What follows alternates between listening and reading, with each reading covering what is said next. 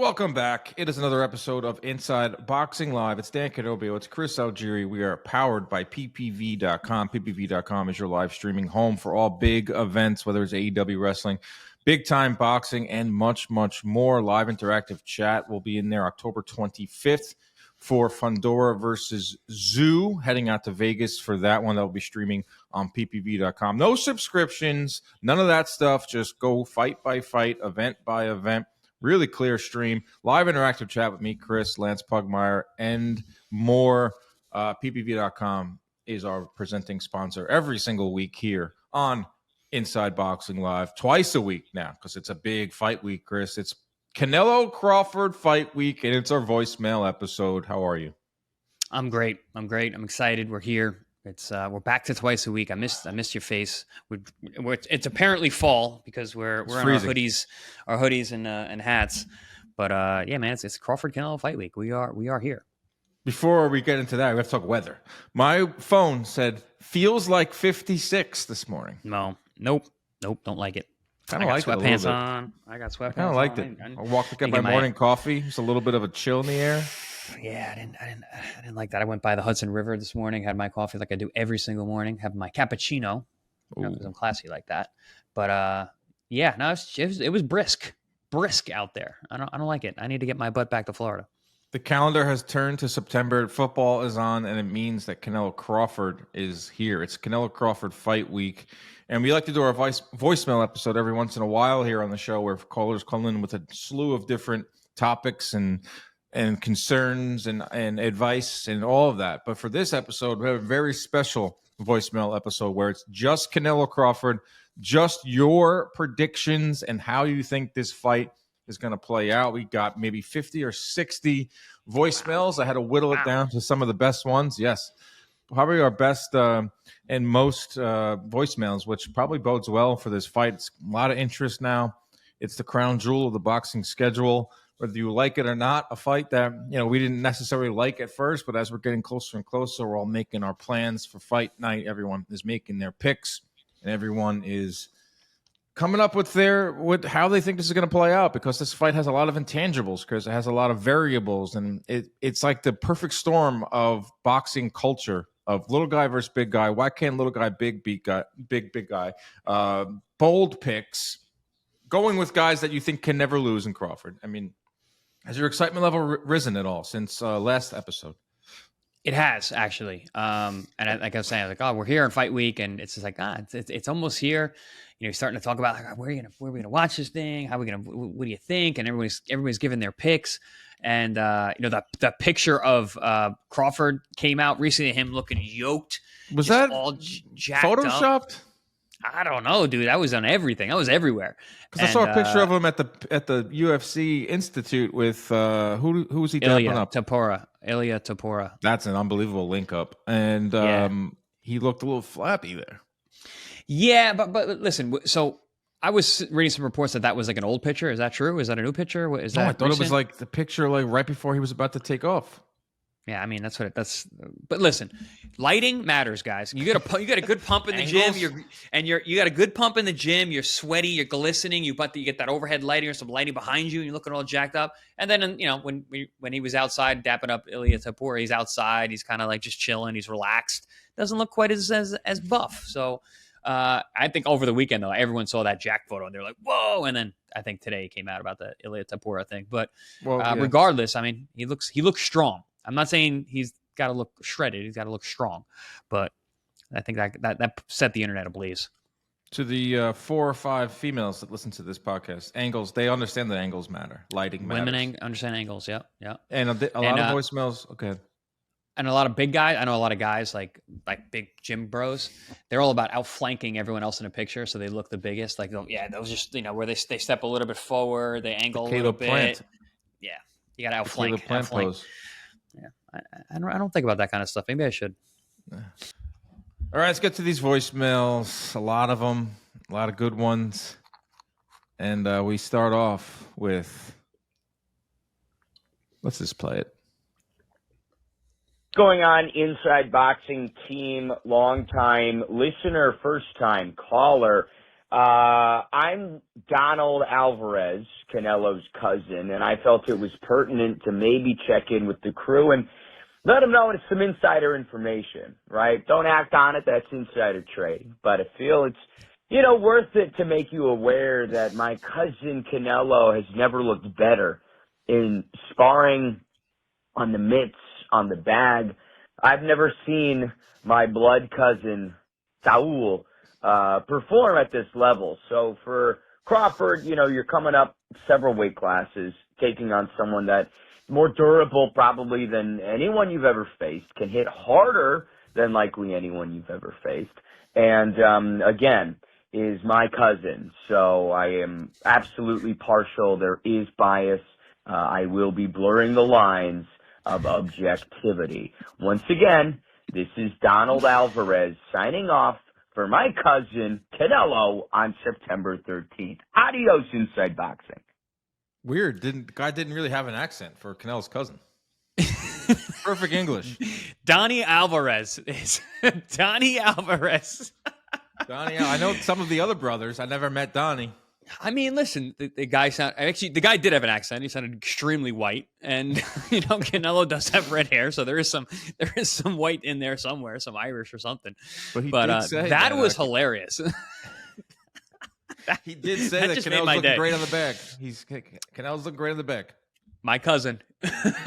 Take that with a grain of salt. Insider information here, the type of information you only get at Inside Boxing Live. Canelo's cousin is guaranteeing when he said a win. he said don't act on it because that would be insider trading. Yes. Not only does Donald blur the lines, he doesn't even know what insider trading is. But that's awesome. one for Canelo from his cousin. Hey guys, Luke from Biloxi here. Love the show.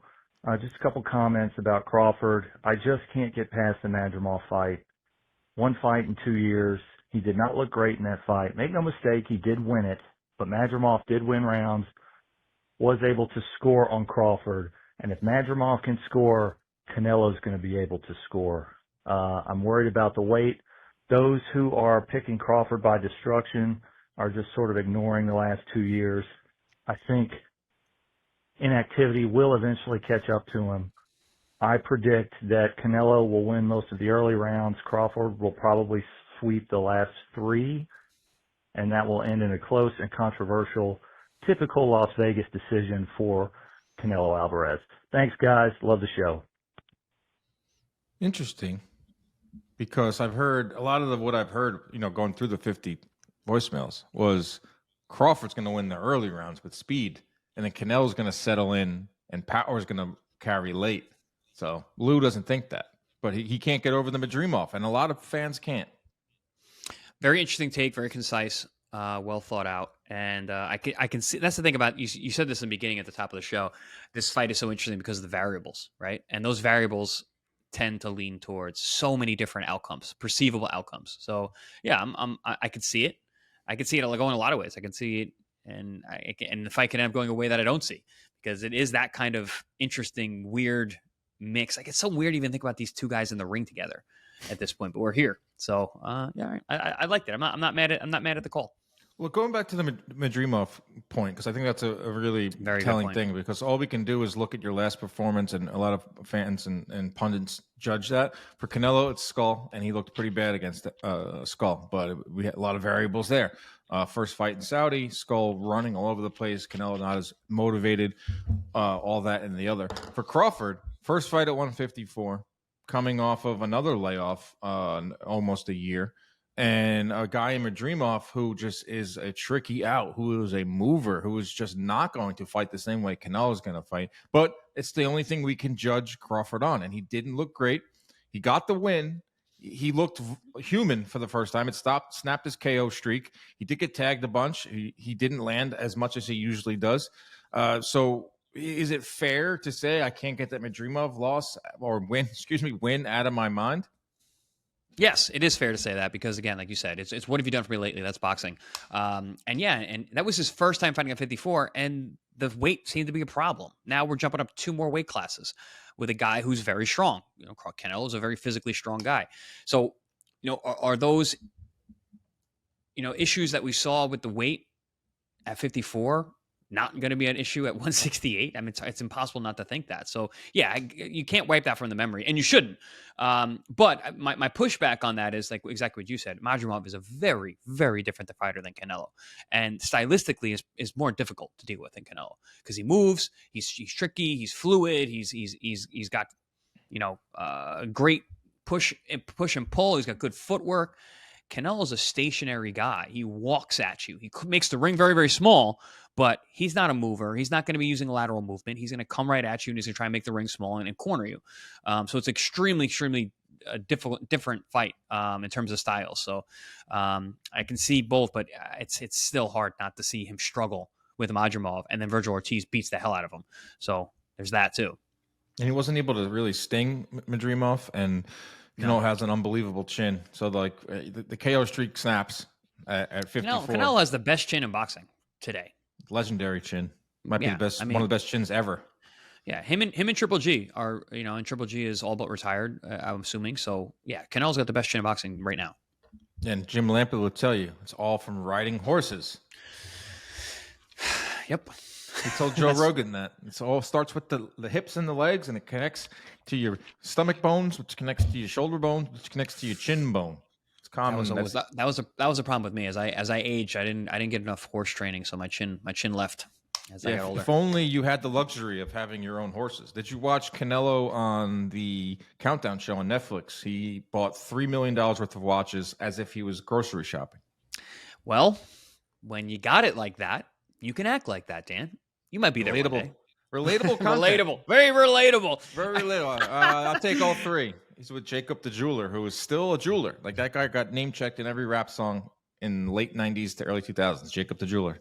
Still around. Still has much longevity as Canelo does. All right. Next one. You're going to like this one. Where is it? Hi. I'm Miles, and I'm 10 years old. I've been listening to your podcast for a couple years with my dad, and I think Canelo's going to win because he has the edge. I personally think Canelo's going to win because he's been sparring Boots, and that's the closest thing you can get to Crawford. But Crawford is a southpaw, so he's going to give Canelo a hard time. But Crawford might could win because he's a southpaw and he has a higher ring IQ.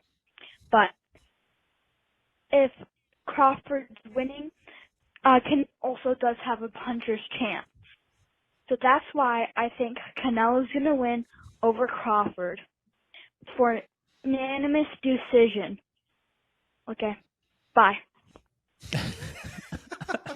That kid rules. That's awesome. He's 10 and he's been listening for a couple years with his dad. That's tremendous.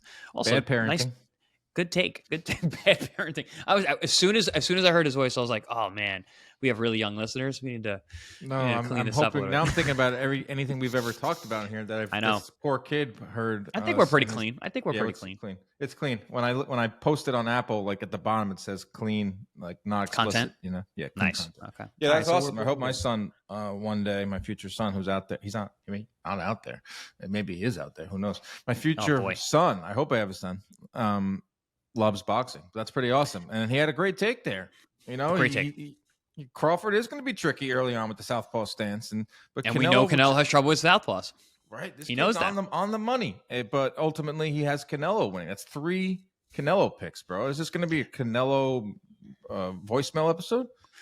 I mean, you said it. You were asking, like, where are the Crawford fans? Where are the people who are backing Crawford? Because it's been scarce, it seems like recently. But I think people are coming back around. I'm sure we will on here. But listen, when I was 10, I was like that too. That's how I was when it came to boxing. I had VHS back when VHS was the thing. I have a wall full of VHS tapes, and I had the sticker on it with which fight it was. It was like Gotti Ward. It was that's good. I mean, we got an early lifetime boxing fan there. It's great. Yeah, I was going to fights, but I don't know if I knew the X's and O's like that guy. Did he say his name? I don't think he said his name. Hold on. He did. He did say his name right in the beginning. Hold on. What's his name? Hi, I'm Miles, and I'm 10. Miles. Yeah, Miles is cool. Miles knows what he is talking about. Yeah, so we got a lot of Canelos so far. I'm not surprised. Maybe we'll change. Here we go. Hey, what's up, guys? This is Cameron from Texas. I'll keep it pretty short and sweet here. I got Canelo. And by knockout in the probably 11th or 12th round. I say this because of Canelo's size and power. And I know people say, oh, Crawford's actually taller. Crawford also hits hard, but let's think about it. We've seen Crawford drop 200-pound men, beat up 200-pound men. We've seen Terence Crawford also drop and beat up guys, but these are 147 fighters. These are a lot smaller than the guys that we're seeing Canelo hit. So I'm going off of what we're seeing, not the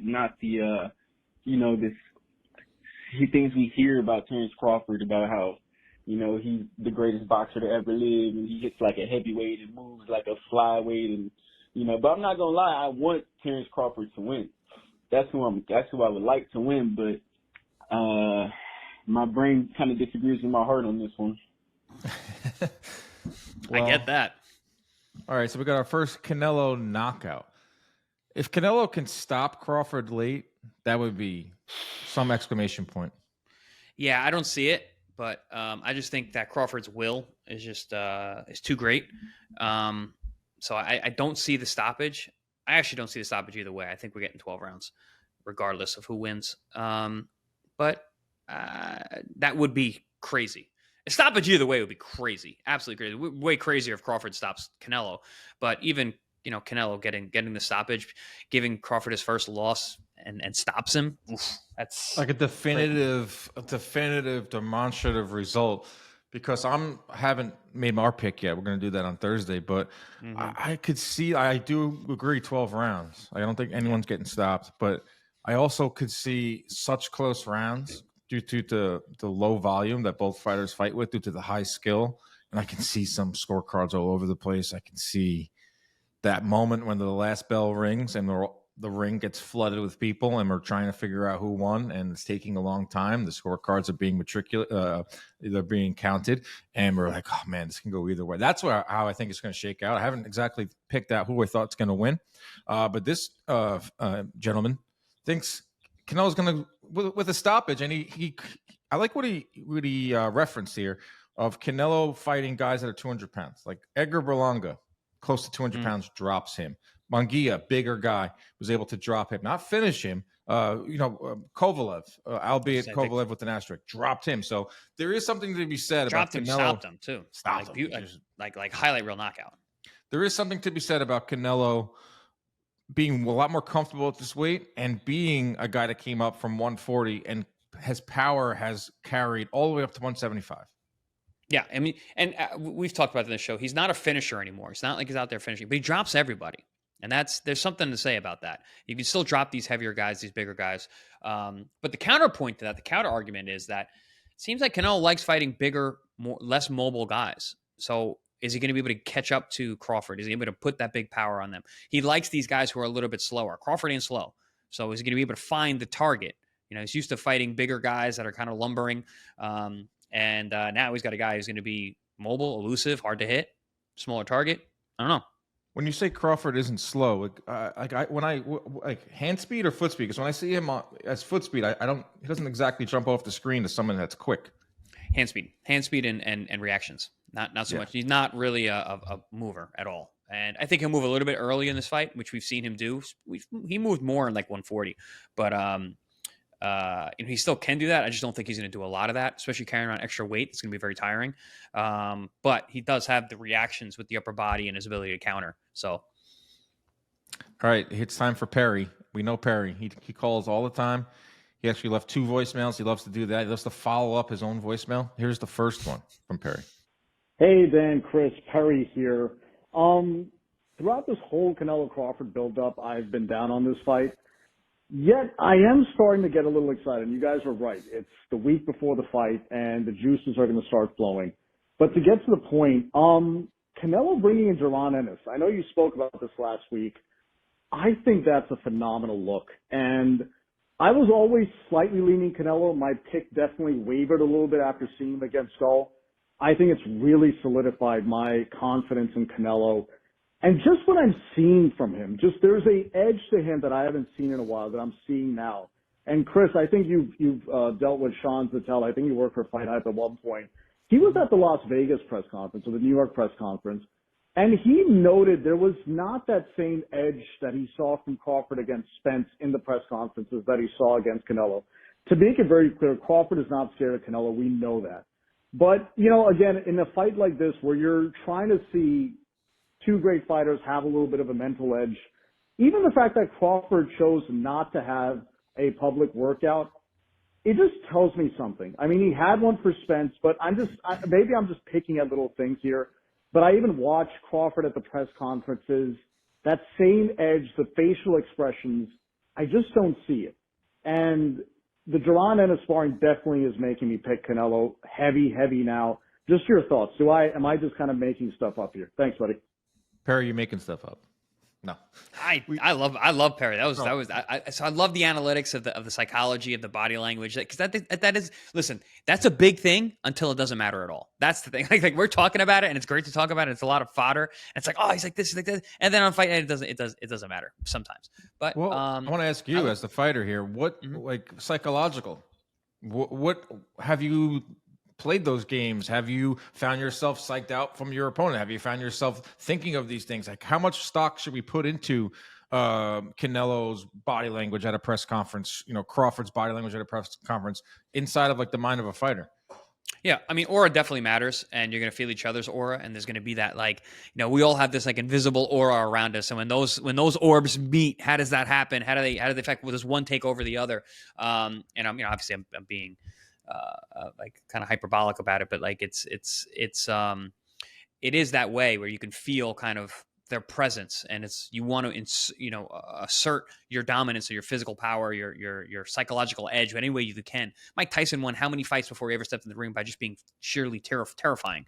So that does play a big role in it.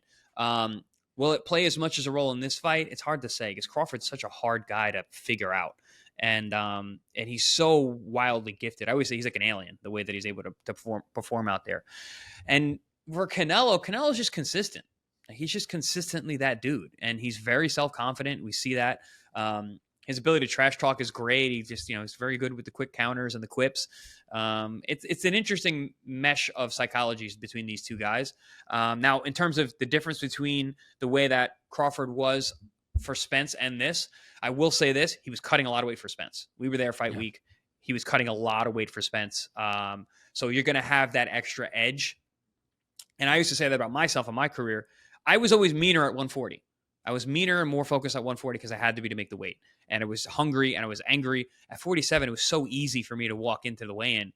I didn't always have that same persona and edge to me. And I think it actually did affect me in fighting. I don't know if Crawford is the same kind of mentality. But I don't know. We'll see. A couple things here. It's hard to tell so far away. Like the New York press conference was in June, July, or early August, like a long time. I mean, we need to see now. We need to see this week. We're recording here on Monday. We need to see them in the final press conference. I want to see them at the weigh-in. For Crawford, this is probably the first time that in a long time that he hasn't had to shed all that weight, especially at age 38. Now, in terms of aura versus aura, both these guys have their own aura. No one has more aura than Canelo Alvarez in terms of active fighters right now. When a guy walks into a room, you stop what you're doing and you go, oh my God, that is an all-time great. He has a ton of swag. He just has that it factor that I think a lot of other fighters see, and they get, I wouldn't say psyched out, but they feel it. He's a huge star. He's been on the biggest of stages since he was 23 years old, even before that. 23 years old was the Mayweather fight. Think about everything you have to do to get a Mayweather fight at age 23. So we're talking about a champion at age 20 and big fights heading into that Mayweather fight where Mayweather, selected him. Great piece of matchmaking from Mayweather. But in terms of Crawford's aura, Crawford's got his own aura, man. This guy's never lost. This guy is a freak. This guy can wrestle. This guy can play basketball. This guy can pretty much play any sport he really wanted And he's to. wildly competitive. Wildly competitive. You can't beat him in anything. You can't beat him in a card game. You can't beat him in golf. You can't beat him in pool. You can't beat him in darts. You can't beat him. Like the guy does not lose. He doesn't lose. The guy has never lost. All he knows is winning at every single level. So that plays a factor into this. If you want to get into the nuts and bolts, beyond the X's and O's, what Perry was talking about here with the psychology, that's what makes this fight intriguing to me, and that's why I'm starting to get a little more hyped up. And I think the Netflix, the Countdown show did a really good job of. And these guys have just been at the top of their games. Canelo has lost at the pro level, but for the most part, we're talking about a guy that only knows to win in Canelo and has the star power. And then Crawford, I mean, he's never tasted defeat, and he's just a winner, and he just figures out how to win. And there's a lot of people out there that just believe he will find a way. Like Crawford will find a way to win. That's what makes this fight really intriguing because, Canelo is the betting favorite. We have 5 picks now for Canelo, but the intriguing part is how Crawford goes about doing this. Excited, Chris? I'm just like Perry said, I'm getting more excited as we get closer, and all these factors are affecting my level of excitement. What was that, a 7 closer on last week? And now you said it's was it a 7? Maybe 7-4? Was it even that high last week? Yeah, I guess 7 last week. Yeah. I'm getting closer to 8 now. I'm getting closer to an 8. It's going to go up. I'm really excited to see the press conference, the weigh-in. You know me. The weigh-ins are where I need to see a weigh-in before I make my decision on my picks. But this is going to be an exciting week. All right, next one. All right, man. I just heard the podcast. You said basically someone choose Crawford. Well, what I'm going to do is I'm not going to choose Crawford because he's not going to win. I don't see it happening, man. Wow. The weight is there for a reason. You know what I mean? If he could have done that for real, he wouldn't have stuttered when they told him, why don't you fight Benavidez at 168? He said Benavidez is too big. Now, he probably feels like he could beat, Canelo because of the footwork. He might be slow. He might see holes in his game. But the truth is, he's not going to be able to take them punches from a man like him. And on top of that, shit, that's all I got to say. He can't take them punches, man. He's not taking punches. He's going to go hit in a 12-round fight eventually when it gets... All right, we'll cut him off. Goes on for another minute 28. He brought up a good point there with Crawford. I don't think he's going to campaign at 168 moving forward. No. This is I wouldn't say cherry pick, but Crawford's looking for big fights. He's at the end of his career. He's finally playing the game where he's doing a lot more media. People know who he is. The Spence fight did wonders for his career. Wish it was earlier on, and I wish he wasn't so damn inactive because this guy could really be like a big time star in not just boxing but with crossover. I'm not going to say it's a cherry pick with Canelo, but he sees something in Canelo. He sees Canelo slowing down, but he also sees the dollar bills.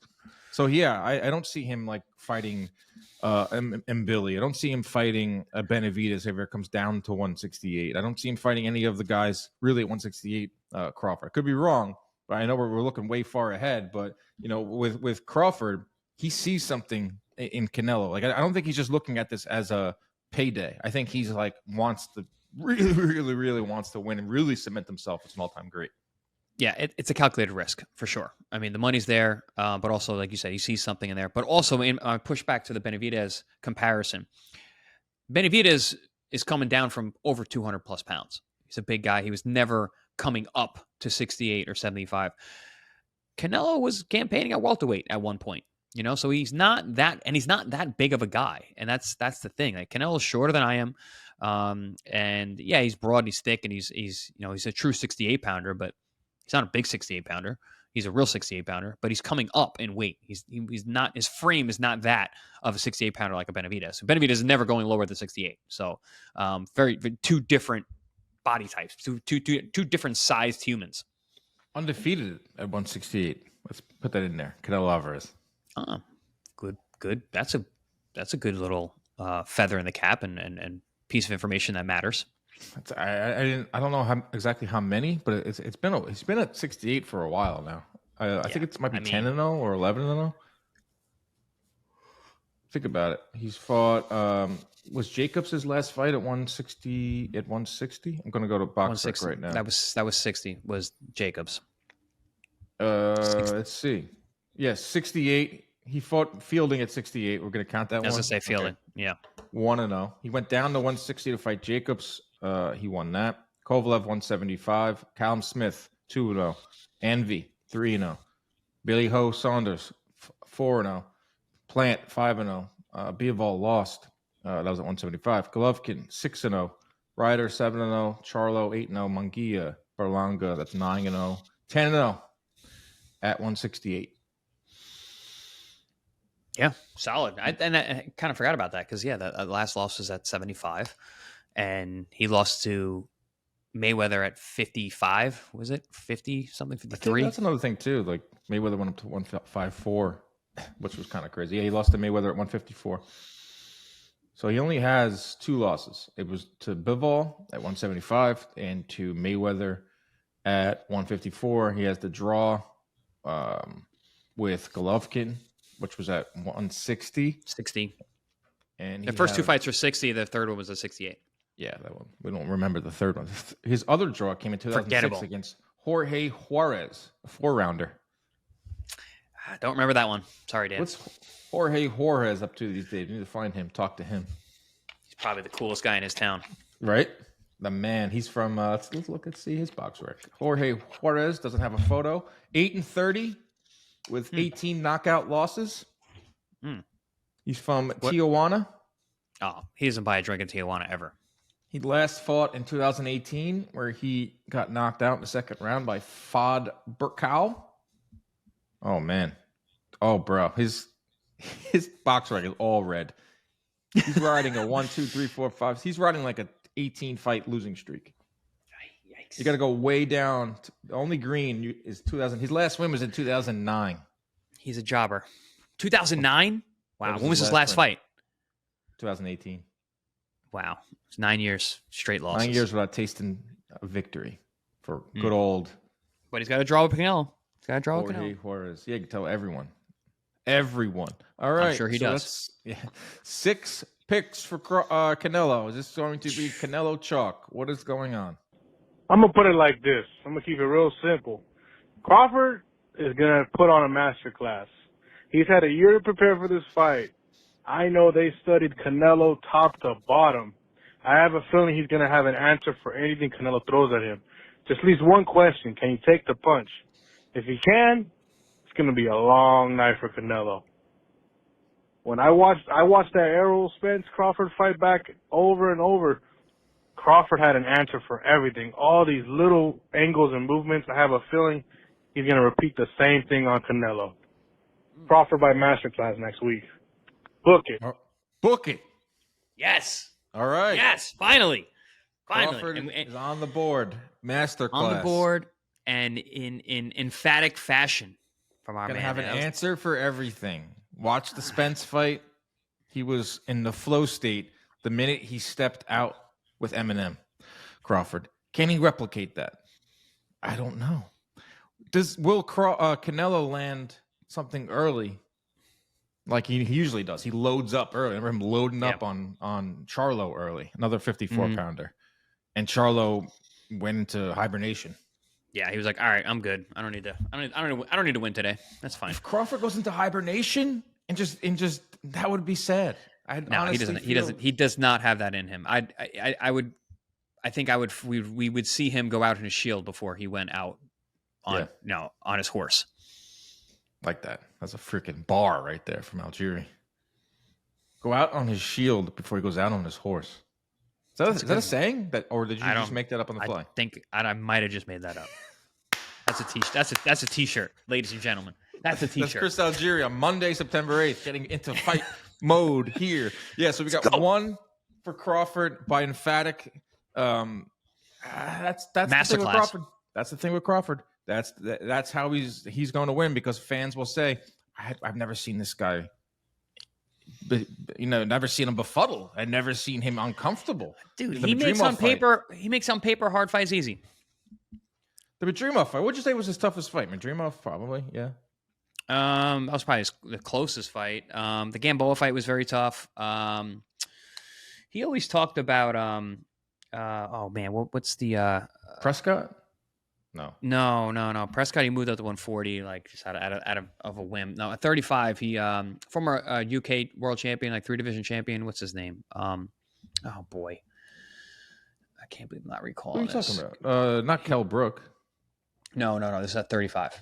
I'm going down here the rabbit hole. 35. I've got to go down quite a bit on BoxRec for that. Yes. Delorme, Beltran, Nope. Gamboa, Burns, Ricky Burns. Ricky Burns. He always talk about Ricky Burns about having such a good jab, and that he had trouble in that fight, and it was like a difficult. I think that was fight his first title fight. Had somebody won his first title, WBO World Lightweight title, 2014, 11 years ago. Terence Crawford was campaigning at 135. 11 years ago, Canelo was campaigning at 154. Yeah. Wow. Think about that. Think about that. Kavalauskas was a tough fight. But just think about that, Chris. In 2014, Crawford won his first title at 135. In 2014, Canelo was fighting Angulo at 154. Yeah. That's 20 pounds, guys. That's a 20 pound Canelo's difference. first fight at 154 was 2011. And they're basically the same age. Crawford's a little bit older, so it's not like he grew into the weight class. So he just grew out of the weight classes. That Mosley fight on the Cotto Mayweather undercard was Canelo's coming out party. They started putting him on the undercards of Mayweather. Mosley was well past it by 2012, but he just. But still, he got dominated. Yeah, I remember I was working that for HBO as a celebrity spotter right out of college. Probably the coolest job you could possibly have. Walking around spotting celebrities and asking them if we can do a little, videotape them. And I remember Rodney Harrison, former cornerback for the Patriots, went up to him and I said, "Hey man, I'm just going to take a quick shot of you for the broadcast." And he was like, "Yo, who is this kid in the ring right now?" I'm like, "Oh, this is Canelo Alvarez." I'm like, he's up next, man. Like, this guy's next. He's like, "Bro, he is dominating Mosley." Yeah. And I was like, "Yeah, man, you're gonna see." He beat this the brakes guy. off of Shane. Yeah. So that just shows you how long Canelo has been on this stage. Also shows you how long Canelo has been fighting at 154, a weight that Crawford is just arriving at, or now moving up. Canelo's been settled in above 150 since 2012. That's a little bit of a little context. A little context for you guys. All right, next one. Where is it? All right, here we go. Hi guys, enjoy the podcast. It's nice listening to two adults who know boxing and two adults that don't argue with each other like an old married couple, not like some other podcasts that are currently being broadcast. Anyway, on to the Crawford-Canelo fight. I think Crawford will win. Will he knock out Canelo? No, I don't think so. But he will hurt Canelo, and that's going to be the key. He's not going to wobble him with a headshot. I think he can hurt him with a body shot. Now, I boxed for many, many years, and I know one particular guy. To the head, the man could not punch. He could never hurt me in sparring, even though we didn't go too hard. But, man, did he have a blistering body attack. And I've never seen anybody go after Canelo full effort to the body. Not saying that Crawford's going to go all out, but I think with when Canelo gets aggressive, Crawford is going to use angles, and he's going to hurt Canelo to the body, and that's going to slow Canelo down just enough for Crawford to be able to do his magic and come away with a 12-round split decision. Crawford. Thanks, guys. Keep up the good work. First off. Oh, and this is Russ from British Columbia. Oh, thank you. Nice. Thank you, Russ from British Columbia. Throwing shade at the other podcasts out there. Who could he possibly be talking about a podcast where the two guys argue like a married couple and they may also do it on air? You got me stumped. Russ. Russ making a very bold prediction there. He's going to hurt him to the body. But he made some good points, though, because Canelo does have a phenomenal chin, like we've been saying. But no one's ever really did a concerted body attack on Canelo.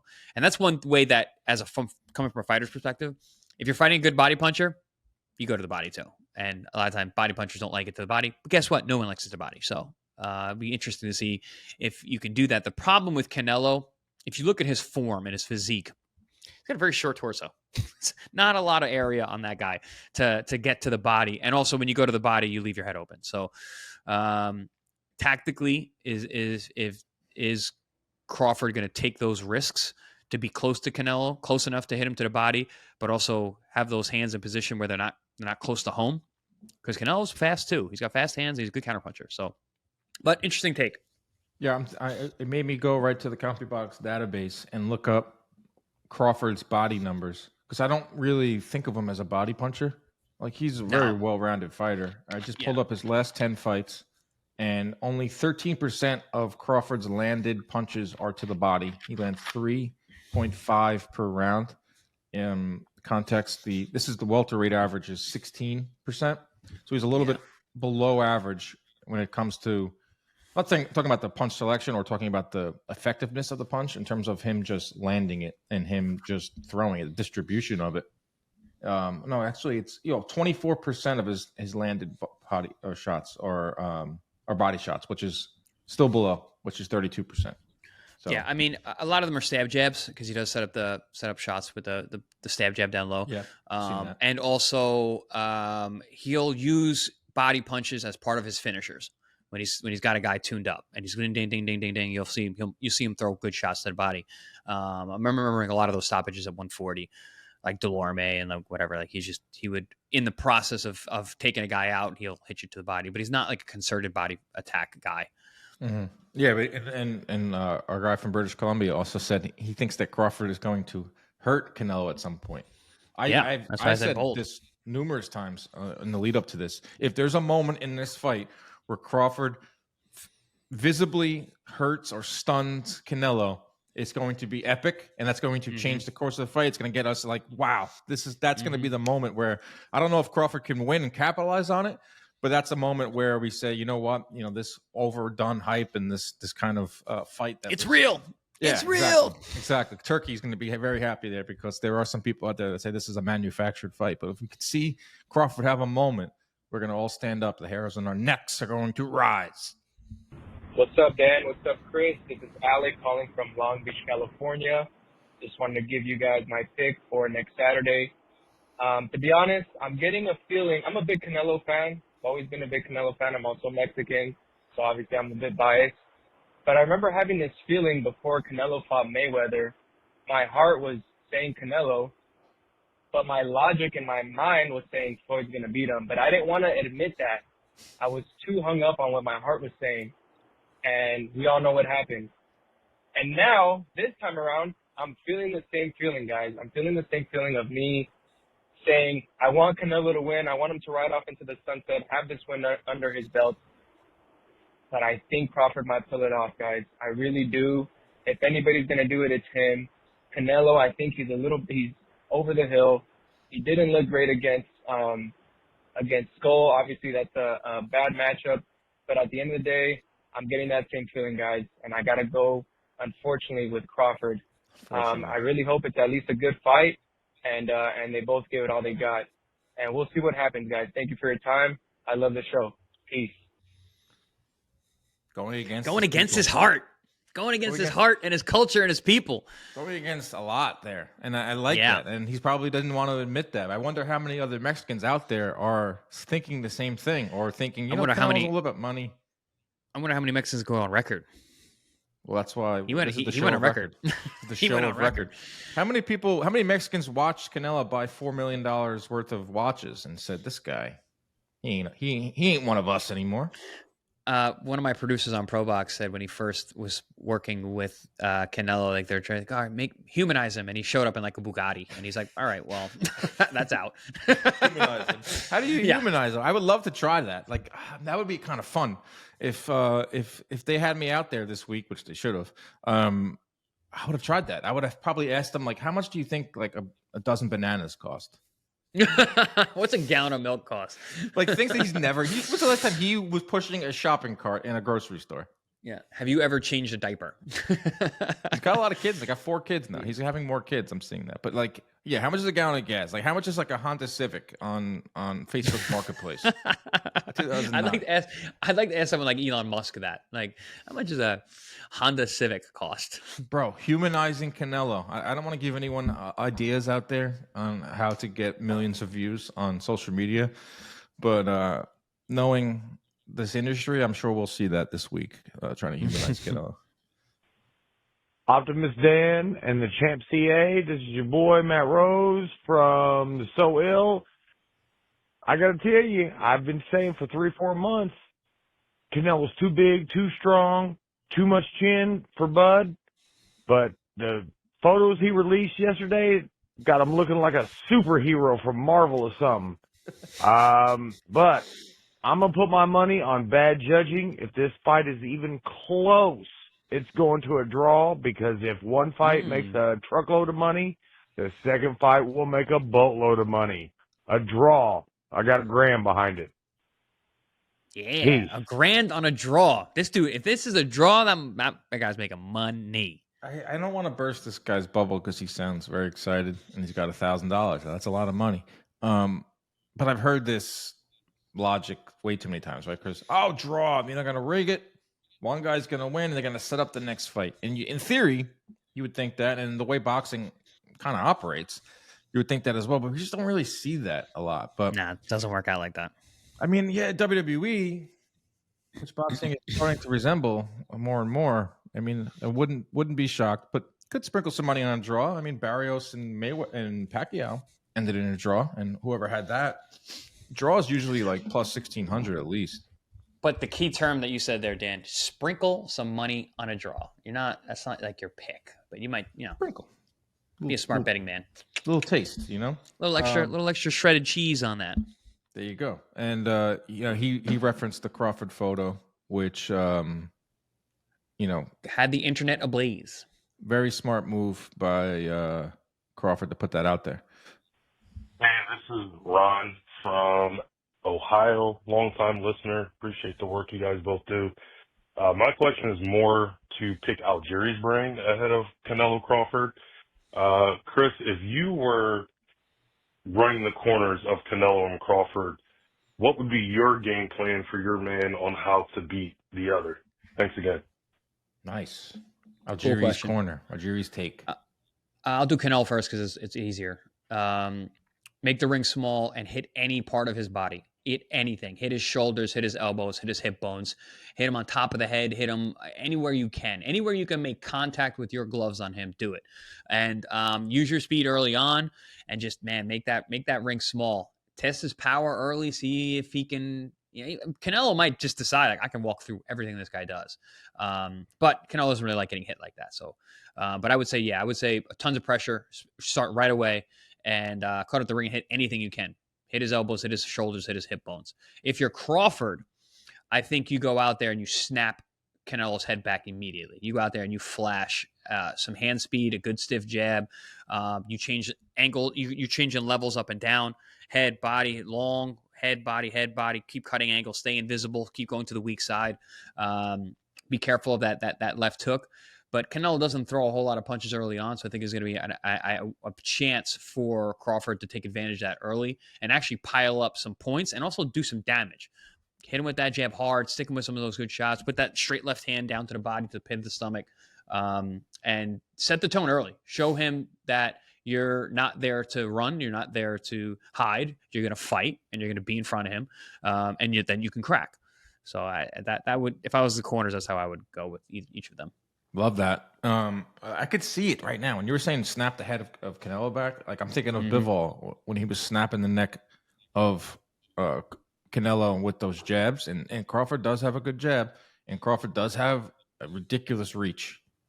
Yo, what's going on, Dan, Chris? This is Axe, longtime listener. Respect. So this is my pick for Canelo Crawford. I've got Crawford by TKO, probably 10th, 11th round. I think he's going to attack the body of Canelo, really wear him down. I feel like Crawford's the more technically sound boxer than Canelo. And I just feel. Let me stop him right there. Are people sleeping on Canelo's boxing ability? Yes, very much so. People are. I'm hearing that a lot. People are like forgetting like who Canelo is, and even like longtime boxing people, because a lot of people just don't like Canelo. They're like forgetting that Canelo's still Canelo. Like he's got fast hands. He's explosive. He's a good counterpuncher. He's got a fantastic chin. He's got good defense. Like, the guy, yeah. There is a lot of that. Not only that, like he's turned more into a boxer over the last 3 or 4 100%. years, where More he than was that. pulverizing. Yeah, He's since always been a Mayweather, boxer. he's really turned into more of a defensive boxer puncher. But even like the last couple years, if you really want to look, like, where he's not stopping guys anymore, he's still piling rounds, and he's still using, great technique, and using, hiding his shots. Like that uppercut on Munguia, like I watched that all the time, and that left hook on Berlanga, Yep, was so quick and was like out of nowhere. Would you be shocked if he lands something like that on Crawford, and Crawford's never felt anything like that since maybe Mean Machine? And there's a Crawford flash knockdown at some point in this fight? No, wouldn't shock me at all. I wouldn't even be shocked if he got hit with something like that and it stunned him, and Crawford goes into fight mode when he does get hurt, and then Canelo stops him. I wouldn't be surprised at that. I know that I wouldn't be surprised, but I would be like, I can see that scenario in my head, and I don't think that's going to happen, but I could see that scenario. Well, we've talked about how Charlo's got into retreat mode. Munguia, that was a glorified sparring session. Berlanga just didn't have the ability. Well, if Charlo stood and fought, he would have got knocked out too. That's what I mean. We just talked about how the fact that you think, and many others think, that Crawford will not do that, and he will throw more, then we could potentially see a Canelo stoppage. Yeah, there is a path for a Canelo stoppage. I would like to see the odds. We'll do that on next week's show. Here's the last one. Hey, what's up, guys? This is Nando over here in the Bay Area.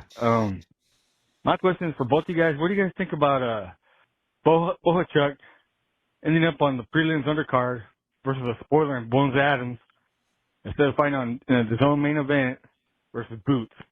And you think what Loeffler did was? I think you're talking about Loeffler at the end. Yeah, this is like the undercard, and I'm glad someone brought this up because the main events is swallowing up a lot of the attention. The undercard's really good. Lester Martinez versus Mbili. Be in your seats for that. Be in your seats for that. Bohachuk Adams, I believe, is on the way early in the night. I think it's on the YouTube portion. I think it's main event of the YouTube portion, and I believe Bohachuk is fighting at 160 in this fight. Am I wrong? Really? There? Let me see. Is that because of Brandon Adams? I believe he's fighting at 160 against both. It says I'm on boxing scene or whatever. Not boxing. BoxRec. Doesn't say. I thought I saw something. It says super welter. Okay, never mind. So he's not fighting at 160. Bohachuk. This is also a really good fight early on in the night. Yeah, rematch. Brandon Adams knocked out Bohachuk years ago. It was his first loss, but Bohachuk was actually winning that fight pretty handily and got stopped with a left hook. So this guy's asking, like, are you shocked that Bohachuk didn't want to fight Boots at 154? But you got to keep in mind, Tom Loeffler is Bohachuk's promoter. Tom Loeffler is very well connected with Dana White, who's now the promoter of this show. I'm not surprised at all. It's exposure. Yes. Bohachuk. The only thing Bohachuk is missing is marketability. The only thing he's lacking is a profile, because the guy can fight his ass off. He's very, very good. So, but people need to know who he is. So this is that way. I think it's actually a very smart move. Loeffler's very smart. So yeah, and I feel like Boots was desperate, and I probably put some stuff in those clauses what we've heard. Yeah, so I wanted to include that because I want to talk. I did want to mention the undercard, and we will talk about the undercard at length on the next episode. But really great voicemails from everybody out there. A lot of Canelo early and a lot of Crawford late. The Crawford backers seem extremely confident. The Canelo backers seem like they're basing it off of a lot of the past. I even have a family member of Canelo's call in. Donnie Alvarez. Donnie Alvarez. We're gonna have to clip that out, put it on social media. Miles is my favorite. My favorite caller was Miles, but Donnie Alvarez was very awesome too. That was Where very is fun. he at? Donnie freaking Alvarez. Alvarez. Let me play that one more time. There Donald he is. Alvarez. What's going on, Inside Boxing team? Long time listener, first time caller. I'm Donald Alvarez, Canelo's cousin, and I felt Donald man. Alvarez. We have some talented listeners. That guy is very good on the mic. Very, very good. Good. Yeah, very good. Very funny. Eclectic listeners, but I would say funny guys. Smart listeners, though. Smart. Very smart listeners. Very, very smart. I'm always impressed with our call-ins. Yeah, the reasons that we got for a lot of these picks were really good. All right, that is our episode. Thank you to everyone who called in. Maybe we'll have to do another one next week where you have to eat your words. A lot of people put their names on the lines here, which is the whole point of it. We will go back and listen to these next week and figure out who got the exact prediction correct. That is it for this episode. Any last remaining words, Chris? Nope. I love our listeners, though. You guys are great. These call-ins are really fun. We got to do more of these. I know we always say that, and we actually are doing more of them lately. But our listeners are phenomenal. I'm so impressed with the boxing knowledge that our listeners come with when we do these shows. All right, we'll be back on Thursday. And Miles, what's up, man? Miles, you're the man. Keep You're listening. the man. Tell your friends. Tell your friends at school. Exactly. Like and subscribe. We'll be back on Thursday with our predictions and betting picks and all that fun stuff. Protect yourselves at all times. Keep your hands up at all times. Stay out of those DMs. It's finally here.